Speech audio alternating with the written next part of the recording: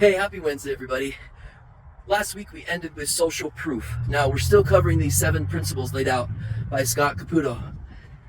These are great principles. The first 4 were important. These last 3, 5, 6, and 7, I want you to really think about, because these can change your life. These can change your business. These can change whatever it is that you're stressing about right now.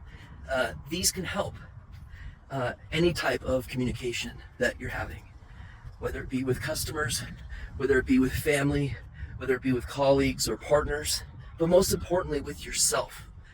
The way that we frame communication with ourselves is of utmost importance, and that's why I wanted to break it up. And the goal of these videos, some people use them as videos. I'm trying to be respectful of your time and keep them shorter. Some people use them just as audio to listen or to listen to them to or driving to or from work. And you can watch every one, you can watch them sporadically. My hope is that there's not a single week that's gone by that you couldn't just randomly click on and watch or listen to that wouldn't bring value to your life. So without further ado, let's get on to principles 5, 6, and 7 of the secrets of communication. Okay, so number 5 is the framing effect, and it's all about perspective. The framing effect is when people react differently to the same information depending on how it's presented. Words matter, and the way that you frame a situation can significantly influence decisions and perceptions. So imagine 2 doctors discussing the success rate of a surgery. One tells the patient 90% of people survive this operation. The other doctor says 10% of people die from this operation.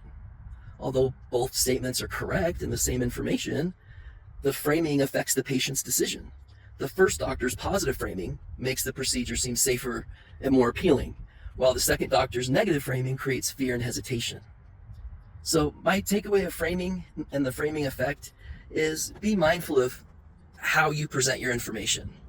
Positive framing can create a sense of opportunity, while negative framing can provoke fear. Number 6 is the peak end rule, sometimes referred to as memory bias. Memories are built on highs and lows.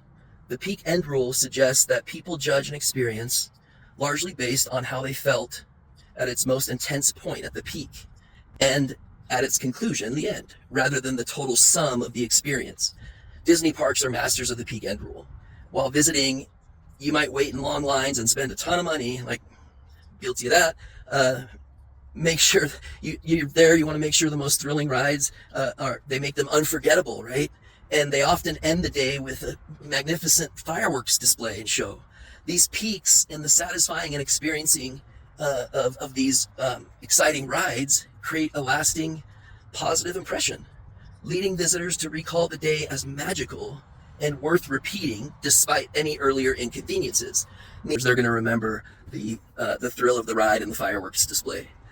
My takeaway from the peak end rule is create memorable peak moments and end interactions on a positive note.